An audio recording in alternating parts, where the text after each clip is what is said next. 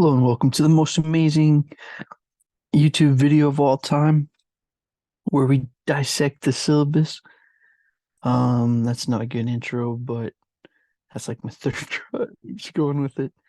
Welcome. I can't wait to get to know you and engage with you throughout this course because this is honestly a course that has had a little bit of updating, and that's just to be completely transparent why I'm a bit late getting this out. I was asked to add some stuff, and I'll talk a little bit about that um, to what was a little bit more traditionally almost a straight up developmental psychology course. And that's a little bit more where my teaching background is in terms of developmental psych. But in this course, we're going to be applying it a bit more and applying it in what I hope are interesting and significant, relevant ways that you'll hopefully find kind of cool in how we do some of the assignments. Okay, so the main thing I wanted to say is I'm going to post this outline, and some of these aspects are kind of standardized as well, I guess. Okay, so the course description, um, yeah, no meeting times. That just means that it's not a in-person class, obviously, right? I'm going to be pre-recording stuff. And if you need me, my email's there, right? Like Mike ma@nipissingU.ca. And if you could please, this isn't like I'm not like formal or anything about this, but just for the fact that sometimes I get a bunch of, as you probably know, like somewhat random emails from Nipissing, and just because I'm only teaching at Nipissing part-time, I teach full-time I have a full-time teaching load at Conestoga College. I've been there. That's like my full-time job. I live in Kitchener. Uh, so basically, I was just saying, like, if you can just throw the course code, which is CHSF 2106, right in like the message heading of the email, that's super helpful because then I know it's from one of my students, and that's just at the top high on my priority list, right? So I'll be checking my email, and if I see that course code, that kind of just gets me to jump quicker, because I do want to be responsive to you. I know that you're, you know, in North Bay, and some of you might not physically be there, but this is how is this for a rambly start? But I do want to connect with you, and I do want you to hopefully enjoy this class. Um, Again, you can go through all the like learning outcomes and stuff, but one thing I did really want to stress is, well, maybe I should just go through this. Okay. So through this course, students will produce a conceptual framework for child and youth development that includes the interaction of multiple domains. Okay. So this is like your regular developmental psychology idea of we're going to be looking at basically how a child ages right from conception to in this part of the course, we're going to be looking at how it goes till basically the teen years. And then in the second part of the course that is next term, which is 2107, it's looking more at the adult aspects of development. Okay, so I'm going to teach you about the different key theorists, their contribution, key influences in development, um, at both primary and secondary levels of influence. Okay. The next thing is understand the main issues in the field from this kind of applied developmental psychology approach. So this is where like basically why I needed to update things a bit. And again, just to try to like make this as clear to you as what I'm doing here is basically like I've been teaching this as developmental psych, and now where I'm at kind of adding stuff is around this idea of how does it apply. So you'll notice, and I'm getting ahead of myself, but what I'm basically going to do is have you read the one main textbook, and then I'm going to give you quizzes on that content, and then have you do some additional readings that are related to some of this more applied stuff. And that'll be some of the focus of some of the assignments. Okay, so I tried to take some of the feedback I was given about what to add without compromising what I would consider sort of the essence of this, what this course has been, right? This very solid setting in kind of that first point. this conceptual framework that includes the kind of key historical classical psychology basis that all these modern applications of theory are rooted in. Okay, and so yeah, so anyways, okay, so before I go for a million hours on that, number three, consider child and youth outcomes in the context of determinants of health and well-being. I'll talk a lot about what that means. Examine key issues in applied psychology.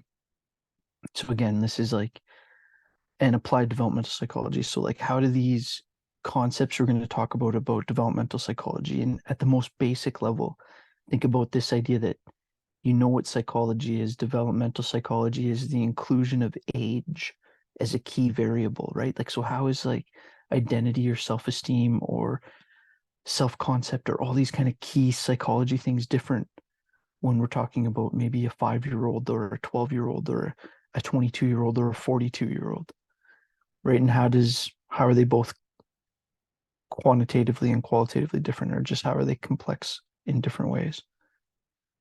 Um, right, when I say qualitatively and quantitatively, what I mean is like, yeah, when you're older, you're taller than when you were little. That's an easy example. That's quantitative. That means like I could put a number to that. You're a certain amount of inches, and then later you're a different amount of inches that's bigger, right?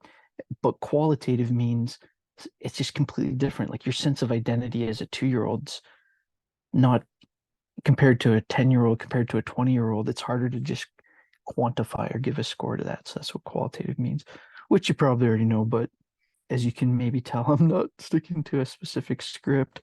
Okay, where am I? 6, explain key issues relevant to child development. Okay, so this is going to be again where we get into some more applied situations, right? So, and this is where there's going to be some readings around this idea that like if I'm teaching you about how the mind of the child is forming, then what some of these other topics are touching on is how would additional variables, often at the social emotional level, play into the overall experience, which is also what 7 is. Now, number 8, this is important, and this is was a challenge for me at first, but I think I figured out a good idea. Um, and because really, as a instructor coming from the outside, the main things they say is like I can't change the course description and I can't change the learning outcomes because those are like approved in their academic senate or whatever. And so basically these are like provincial standards associated with the credential of your degree. I know this is long-winded. I apologize already. But basically number 8, because when I first read that, I was like, what do you mean raising a virtual child? So they wanted you to have some kind of experience. Well, basically, I figured out a cool way to do it, and it's through software that's offered through the textbook. And this is why I'm going to get to in a second in the resources. I do need you to have access to the online textbook. And I'm going to talk about that in just a second. Okay, so I'll come back to this virtual things because basically what it is the textbook has this game that you can play that's called Quest, where you basically go through these, and I'm going to do a whole presentation on it, so please don't worry. I know this course outlines like a bit of overkill in the way of information, but it's this game that you basically play and you go through these developmental choices. And I'm going to get you to just try playing it and do a reflection thing on it. So I think it'll actually be cool and fun, and I'll explain in just a sec. Okay, so this is another reason I wanted course format and resources. I think I just say they're basically like, I'm gonna give you some links and stuff, but I don't want to just, I'm gonna be recording fresh content for you. Because I think that's the only way to really connect with you when I'm doing it remotely. I feel like in some areas where they're a little less my specialty area, I'll definitely be, and I got some help actually finding some resources that I think are appropriate, and especially in touching some of those issues like I was referring to above or before. But yeah, I'm going to be recording lectures and putting them on YouTube specifically about the chapter presentations, right? So you watch the ideas, you kind of watch the lecture, take some notes, look over your notes, and then do the quiz. And the quiz is like going to be linked directly to the textbook chapter. I'm going to show you all this later. Um, as I'm reading this, I just keep having the thought like this is an intense outline. But that's why I'm making the video too, because I want to explain some of these main parts. Okay, around the text, there's basically one textbook, right? There's this Essentials of Lifespan Development, second edition. It's new. It's from Scan. The guy's name is Sandtrock or whatever, and he's good. I've been using the first edition for a while. If you had a friend or something in the class before, and you somehow knew that I used that book and have the earlier edition, you can use that, and that's fine. Um, since that you basically need the online code though. And there's a link there. And if you go actually to the publisher site, you can even just, I think the cheapest way to do it is you can basically rent the ebook. And I think that comes with the code. So if people are have any struggles around this, they can reach out to me. That's the only resource I want that you have to like pay for basically. Okay. You need to be able to access. And if you click on that, you'll see like that's just a link to like the purchasing options or whatever. Um, so I think that the cheapest way you can do it is I think the ebook with that link is in like the neighborhood of $70 or something. Um, I know money's always tight for students and but so I really wanted to make sure if I'm asking you to buy something, it's going to be something we're going to use. We're also going to be using that book and that quest thing in the 2107 course. So I guess that's another selling feature, or not selling feature, but just good piece of news that if you take that course too, it's like you're not going to have to buy a second book. And yeah, so it just makes that resource more valuable. Now, the Arnett book is if you read it up at the top, I know I'm jumping around like wild. I say that we'll be utilizing two main texts. So that's the number one and two in this book in this list. You definitely don't have to buy the second one, right? I'm gonna get the library to buy a couple. I'm already getting the library to get a couple copies of this one, and I'm gonna have like online links to the stuff I'm gonna ask you to look at. Okay, so that you can almost treat as just the other additional stuff where I'm gonna have links for you. Same with 3, 4, and 5. Basically, I I'm really conscious of this idea about student resources. I really want you to get the first one, right? Get the first one at least to be able to access the online content. And you'll see on that site that there's like the ebook or whatever, but then there's also like all these other assignments you can do. You don't have to do all of that. I've made everything available so like you can play around with it and stuff. But you'll see in a second, I'm going to go over specifically what the assignments are in this course. I hope I'm making this more clear. I'm worrying I'm making this less clear. Uh, Basically, it's just get that book, please, and have the ability to access online so you can do the quest thing and everything else I'm going to provide links for. Okay. Course format and policies. To be honest, some of this is from like the kind of template that they want us to use from NIPSing. So some of this is going to be like literally probably the same as in your other outlines, like the communication part, the participation part. Okay, the evaluation part I wanted to say. Um, okay, so I'm still recording this. I hope so. Okay, so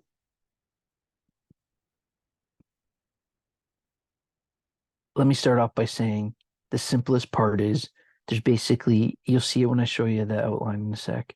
There's going to be 5 chapters that after you watch the video on that chapter, there's a quiz that's associated with the chapter that you just watched the video on. Right. So just give you an example. The first one's going to be chapter 3, and I'm going to do a presentation on physical and cognitive development in infancy. And then there's going to be a quiz that's directly related to that chapter. And I made it all on a chart to make it as clear as possible.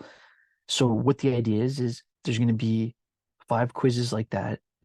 And that's really the kind of core conceptual part of the course in the sense of like that's where I'm making the lectures and putting them on YouTube. You watch them, take the notes. I'll give you the PowerPoints too and stuff like that. But that's really where I want to try to communicate the theoretical basis of the course.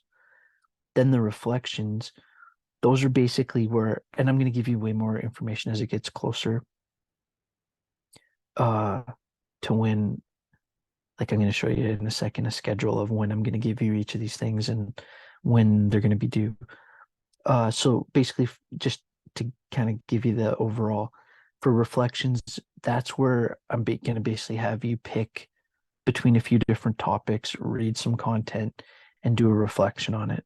All right, and it's going to be focused a little bit more on how does these ideas that we're learning about apply in like very specific, real, for lack of a better term, real world situations, right? Like just out in the field.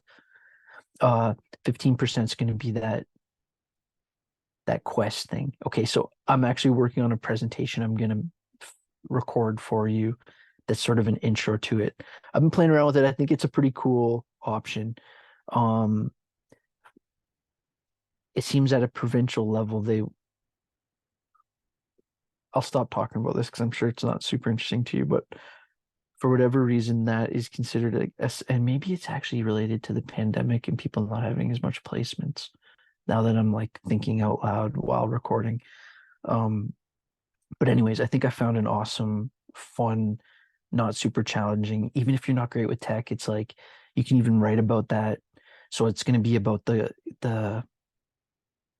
I'm going to try to make the assignment doable regardless of different levels in computing ability, obviously, will exist in the class. And then the final assignment, which is going to be relatively small and also related at applying some ideas. Okay, so and then unauthorized use. Okay, so again, this is just, to be honest, a little bit of common stuff, virtual engagement. Yeah, all this stuff is just kind of pulled. Okay, so I went through, and again, please remember, I'm about to show you a document that I literally am calling like the simplified version. This is like the version I had to submit to like the registrar's office or whatever, and to like officially, right?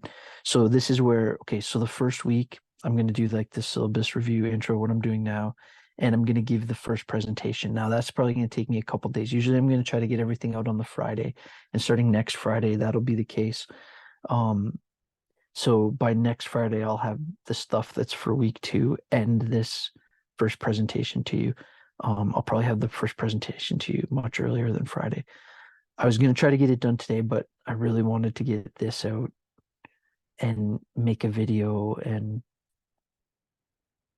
my kids took forever to get to sleep, and I'm not making excuses. But anyways, I'm going to get that to you super soon, and it's the lecture 1, or where I say week 1 lecture at the top. I just scrolled a bit, but it's going to be about introduction to developmental psych. So it's going to be about chapter 1. So if you wanted to jump in and get going on something, if you read a bit of chapter 1, that would have you in a good mind space for the presentation I'm going to do. And then you'll see I have another video link there about how the Industrial Revolution changed childhood, and yeah, the introduction of factory work and how that had a huge effect on kids. And later in the course, I'll talk about how Piaget really changed, or really Piaget's argument, and he's a guy that we're going to talk about a lot in this course, maybe the most important developmental psychologist in some ways. And he really made the argument that a child's brain isn't just a young adult's brain. It's like a completely different thing that's in a different developmental stage and that needs different developmental stimulus. And basically his point was like, if you want a strong adult, you need to cultivate a strong child. And you can see how that's sort of the essence of what a developmental approach is. It's a belief in development and the importance of developmental situations. Okay, so anyways, I won't do that on every point. So then next week I'll do like a somewhat shorter lecture on this idea of social determinants. I have a kind of interesting way of presenting it. And then I'm going to have you look at some of these, like this Marx et al. And this Lopez, and I'll give you more information in that lecture about how I want you to look at those. And then I'm going to have you do the first reflection. Again, it doesn't say about the assignments here. This is just sort of the readings. I'm going to show you where all the due dates and stuff is really clear in just a sec. I hope really clear. Okay, so then the next week, we're going to look at biological development. I'm going to do my biological beginnings presentation related to the chapter 2. And then, yeah, just a couple other readings I'd like you to look at. And some other elective readings are just like optional. And you'll notice some of these are huge, right? Like some of these I included like a chapter from somewhere or whatever. And if it's an additional reading, what I'm kind of thinking is like maybe you decide to do a project related to that, and that's really useful. So when it says elective, realize that that's kind of like it's additional. Oops. Okay. I hope that's still working. I just for some reason closed my thing as if I forgot that I'm recording a video. Okay. Uh Back to the topic. So then week 5, same idea, right? I think you're kind of getting the point. So I'm kind of going to do my lecture where either almost all weeks I'm going to be doing a full lecture. A couple of the weeks where it's around the assignments, my lecture will include that kind of information as well. And everything else is going to be like linked, right? And you don't have to like download this and go looking for all this. What I'm going to do is set it up over the next day or two on your course site so that like each week's section has the PowerPoint and eventually the recording, right? And then I'll also add in all of the additional readings and stuff like that.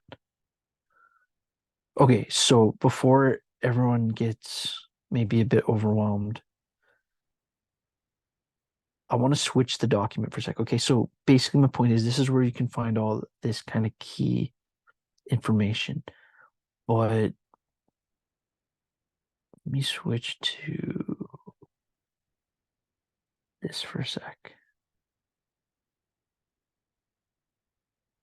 Okay.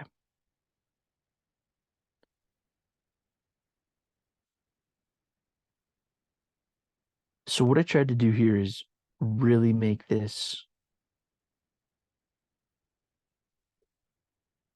well, simplified, right? Basically the first week we're going to do the syllabus review, the intro to the course, and then I still have to get you the intro. Then next week's going to be the social determinants in the lifespan. I'm going to give out the first reflection, which is going to be due the next week. They're going to be small assignments, right? Some of my ideas here is the way they set this, the way that the evaluations are, there's a lot, but they're pretty small. The next week I'm going to talk about the Quest project and also do my presentation on chapter 3. And then what I'm going to do is after I do the presentation, I'll make the quiz available. This is another kind of point that I hope doesn't sound complicated. I'm going to give you till basically the second last week in the term to do the quizzes. You can, and I hope that makes you have more flexibility so that if you have to prioritize things in other classes, you can, or if you're able to keep up, that's great. And it'll probably make the overall course quite a bit easier because as you can see, I'm making them available after the related presentation. Okay, so these are just the kind of topics that are just the same as what you'd find on the other outline. So let me just go through the topics quick and then I'll do the assignments. So the social determinants of lifespan, we talked about biological beginnings. Then we start going through the life cycle, right? And we look at what physical and cognitive changes are happening during that first major developmental period of infancy. Then looking at some of the social, emotional, and personality development that comes during infancy. Then these weeks 7 and 8 are going to be related a little bit more to the reflections and assignments and this kind of more applied focus. Week 9, I'm going to be talking about the physical and cognitive development that's happening then during childhood. So this is basically chapter 5. Then we're going to be doing the social and emotional personality development aspect of childhood, then in which basically chapter 6, then the physical and cognitive development during adolescence, and then the social and personality development during adolescence, which is basically, you'll notice some like similarity in the language, but it's basically like, okay, if we want to look at these key developmental stages, infancy, childhood, being a teenager, what's actually different about those? Well, there's some of the differences are physical, some of the differences are cognitive, some of them are social, some of them are emotional, some of them are related to personality, or this idea of like being a person that has a style. Okay, so again, I hope I see this chart. And when I was making it, I was like, this is gonna be so clear. Uh, and I hope, but I don't know if it is. Basically, I went like this. Okay, what quiz one covers chapter 3? I'm gonna give you it on the 29th, and it's gonna be due on the 24th. And you'll be like 24, 24, 24, 24th. You see it all those. Basically, that's just at Nipsing, I can't make things all due at the last week. I can't have anything due in the last week that's over 10%.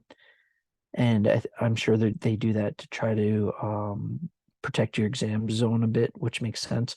There's not a final exam, so that final assignment is going to be the last thing, and it's going to be a bit of a reflection like assignment based on something that's coming later in the course. So it's not a huge one.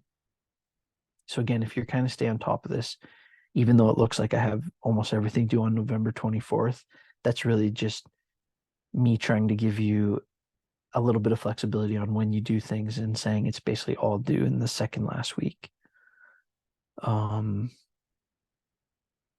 Which, from a marking perspective might be a crazy move, but I think this is going to work. I'm confident this is going to work. I put time and develop a lot of time in developing this, and I don't know. You all seem like cool students. I've had amazing experiences with past groups of Nipsing students, and okay, I'm trying to make this table to make it more clear. So quiz 1 covers chapter 3, 2 is chapter 4, 3 is chapter 5. So for example, quiz 3 is not going to have any questions related to chapter 3 or 4. It's going to be specific to that chapter. And I'm trying to do that so you can like watch the video and take notes, study a bit, do the test, move on to the next thing, move on to the next thing, move on to the next thing. And then the reflections. So the one's going to be given out next Friday. The next one's going to be given out like late next month. There's the due dates, the quest thing I'm going to give out near the end of the month. Give you lots of time to do that, so you can do that whenever you want. Not because it's a huge project, but again, just to give you a bit of flexibility. Because I figure that you're probably doing some classes in person and you have like specific tests, specific days.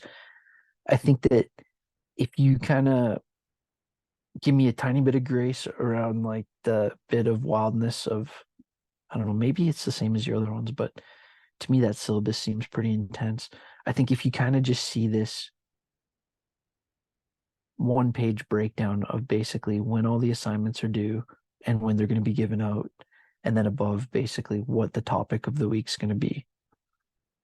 All right. And the other thing is I'm going to do this with you. So basically, I'm going to put out this video along with this simplified schedule and the actual syllabus. And then over the next few days, I'm going to work on getting that chapter 1 presentation ready. And by next Friday, I'll have your reflection 1 ready to give out and my thing about social determinants. And then I'll be totally caught up. And then, we'll just keep going by there, and I'll keep checking in with how this overall schedule is. And all right. That I have no idea how long it is because in Zoom it doesn't have a timer going, but hopefully that's not wasn't too painful, and hopefully that answered at least a couple questions. And if it created new questions, feel free to reach out. If I get a bunch of similar questions, I might respond with like a second video or something. But I'm looking super forward to getting to know you, and talk to you soon. Cheers.